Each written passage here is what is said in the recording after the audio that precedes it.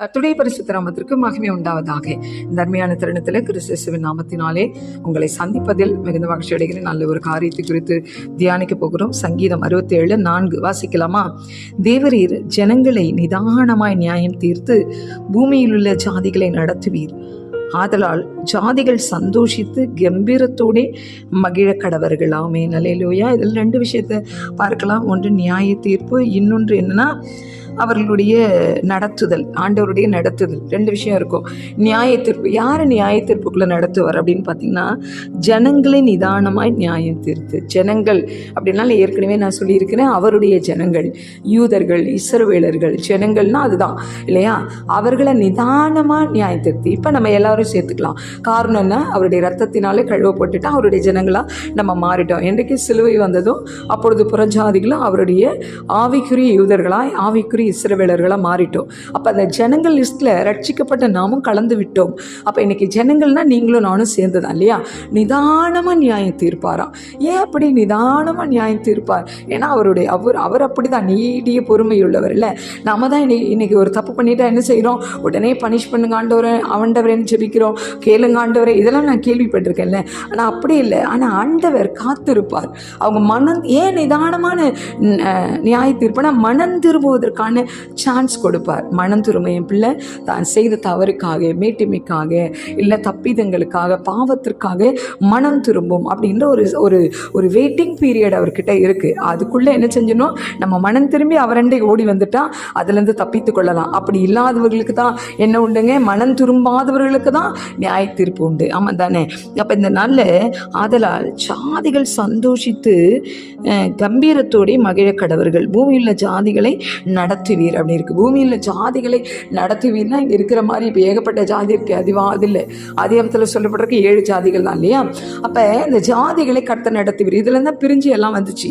அப்போ இந்த ஜாதிகளை கர்த்தர் நடத்தணும் அப்படின்னா இதெல்லாம் அவருடைய கட்டுப்பாட்டுக்குள்ளே இருக்குன்னு அர்த்தம். நம்ம நினைக்கிறோம் நாம மட்டும்தான் கிறிஸ்தவர்களாக, நாம மட்டும்தான் அவர் கட்டுப்பாட்டுக்குள்ளே இருக்கிறோம், நம்ம பேசினாத அவர் கேட்பாரு அப்படின்னு நினைச்சிட்டு இருக்கோம். இல்லவே இல்லை. யார் கூப்பிட்டாலும் அவர் கேட்பார். யார் அவரை நோக்கி கெஞ்சினாலும் அவர் பதில் கொடுப்பார். கானானிய ஸ்திரீ அவங்க இஸ்ரவேலர் கிடையாது, யூத ஸ்திரீ கிடையாது. ஆனால் ஆண்டவரை பார்த்து கூப்பிடுறாங்க. காது கேட்காதவர் வந்து போயிட்டே இருக்காரு. சீஷர்களோட சொல்றாங்க, ஏதாவது பதில் சொல்லி அனுப்புங்கய்யா அப்படிங்கிறாங்க. ஆனால் அவர் பதில் இன்டைரக்டாக தான் சொல்றாரு. நான் ஏன் அப்பத்தை எடுத்து நாய்க்குட்டிக்கு போட மாட்டேன். நான் அப்பம் என்பது வார்த்தை, அது வெளியேற பெற்ற வார்த்தை யூதர்களுக்கு மட்டும்தான், இஸ்ரவேலர்களுக்கு தான். அதை எடுத்து நான் என்ன பண்ண மாட்டேன், புறஜாதியான உனக்கு நான் தரமாட்டேன் அப்படிங்கிறாரு. ஆனால் அந்த அம்மா விடலை பாருங்க.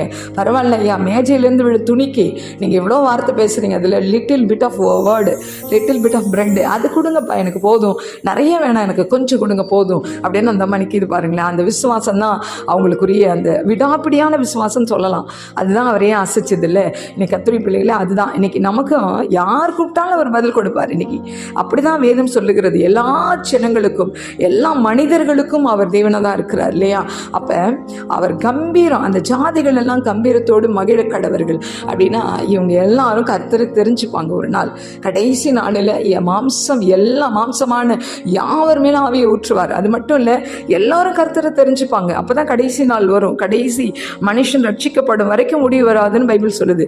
அப்படின்னா அந்த மனுஷன் ரட்சிக்கப்படுறதுக்குள்ள உலகம் முழுதும் அவர் அறிகிற அறிவினால் நிறைந்திருக்கும். அப்போ அவருடைய வருகை நாட்களை எல்லாம் என்ன செய்வாங்களாம்? மகிழ்ந்திருப்பாங்க. ஆமீன். இது அங்கே அப்படிதான் சொல்லுது. சந்தோஷித்து கம்பீரத்தோடே மகிழ கடவர்கள். சந்தோஷமாகவும் இருப்பாங்க, கம்பீரமாகவும் இருப்பாங்க. காரணம் என்ன? நான் நேசித்த என் ராஜா என்னை பார்க்க வருகிறார். அந்த சந்தோஷம் அவங்களுக்குள்ள இருக்கு. அதனால நியாய தீர்ப்பும் அந்த நடத்துதலும் நமக்கு வேணும். நியாய தீர்ப்பு வேண்டாம், பட் நடத்துதல் நமக்கு வேணும் இல்லையா?